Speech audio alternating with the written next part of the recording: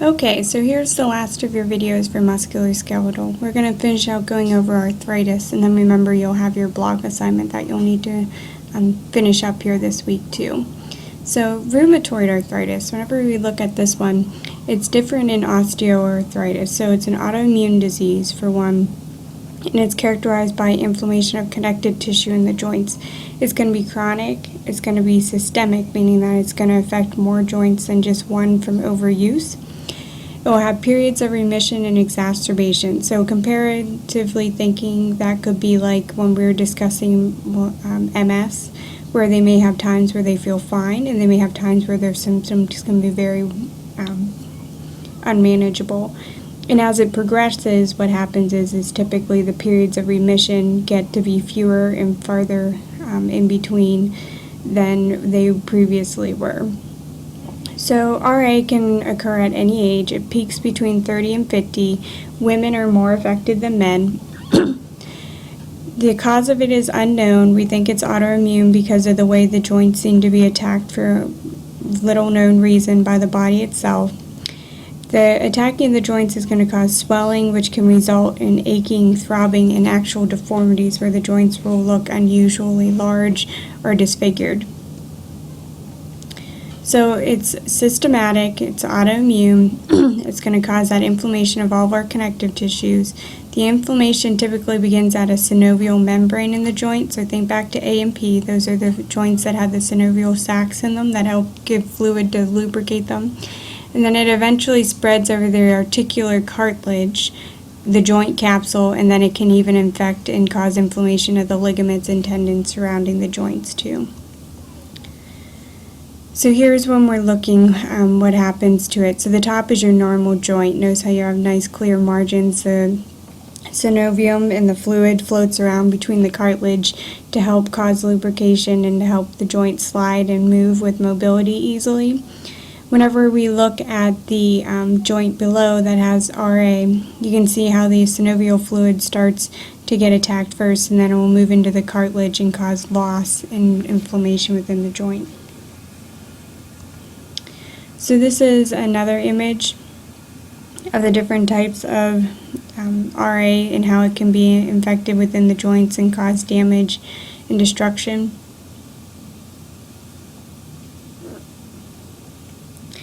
What happens then with rheumatoid arthritis is that the joints themselves are going to get painful and very stiff.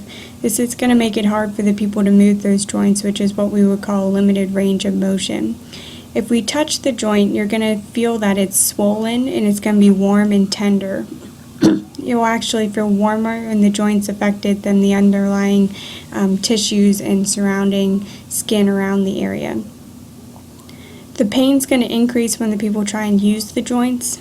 Usually it starts out in our smaller joints initially, and unlike osteoarthritis, this one starts bilaterally and usually symmetrically. So for instance, it might start in both hands. Okay, and it may start in both, fingers and particularly the hands, and then move upward and symmetrically and bilaterally to larger joints as well. As it progresses, the inflammation and the fibrosis at the joints is going to lead to that deformity and disability.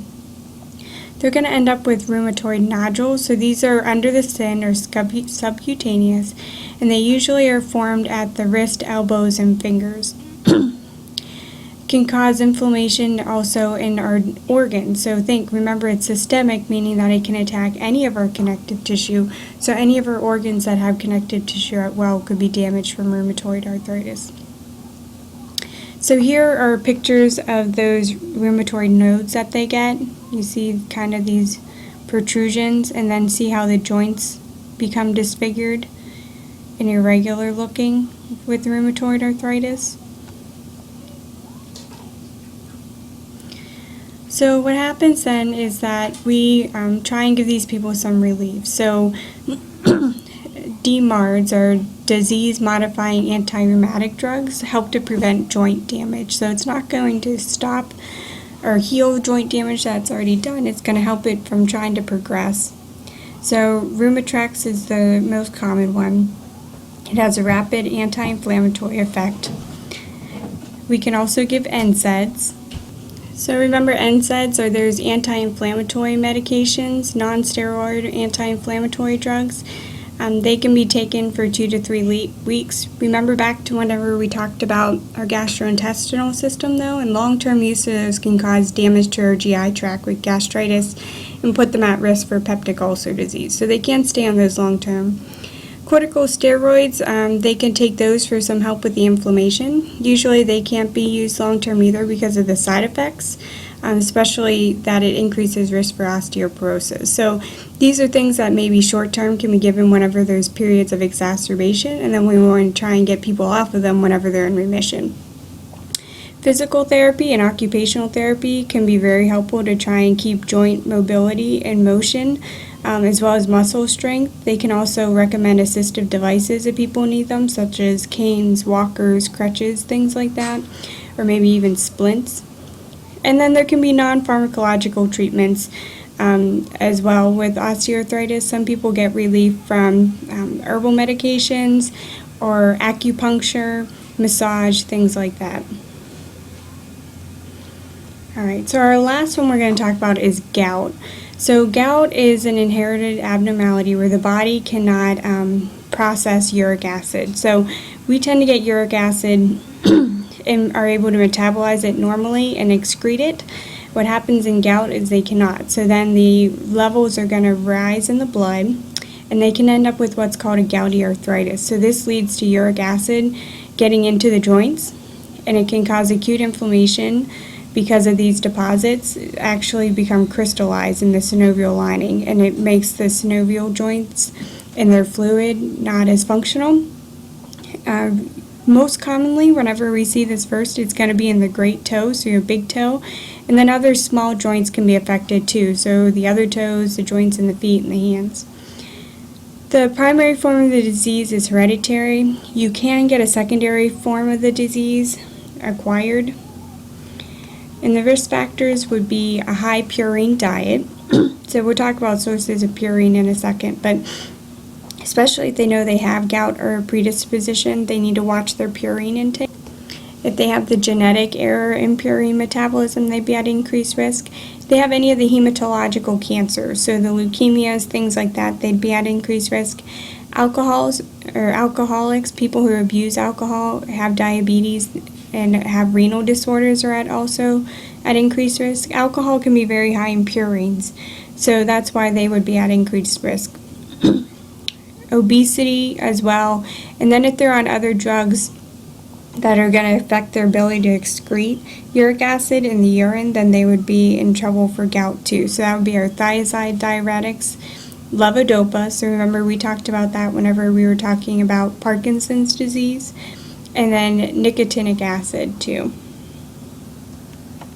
So this link is from the Livestrong organization that can give you more information about an article with purines and things if you're interested in reading them and learning more about the diet and things. But dietary sources, so if you know somebody's at risk for gout, we would want them to limit these sources of purine. So it'd be very important that they limit their beer or other alcoholic beverages.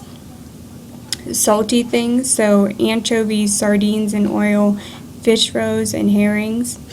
Yeast, and again we use yeast a lot whenever we're fermenting alcoholic beverages, so it's kind of a double whammy there too. Organ meats, we don't tend to eat a lot of these in our country, but as a cultural consideration you may need to discuss this with clients. Legumes, so these are dried beans and peas. Meat extracts like consomme and gravies would also be affected. And then mushrooms, spinach, asparagus, and cauliflower too. Those are all sources that have high purines in them. So if we have somebody, again, who has gout, they would need to be limiting their diet significantly to make sure that they don't exacerbate the symptoms. Because if they go out and they binge, say they go out and have anchovy pizza and beer, they're going to probably have a gout flare-up. And gout can be very painful at the joint, to the point where if it's like in their toes, they can't wear socks and shoes. They may not be able to walk and move around. So a lot of dietary teaching and limitations go along with the gout form of arthritis. Alright, so that is all of our content for the musculoskeletal conditions. Again, there was the 3 videos. please feel free to call or email anytime if you have questions, and let me know if you need anything going forward.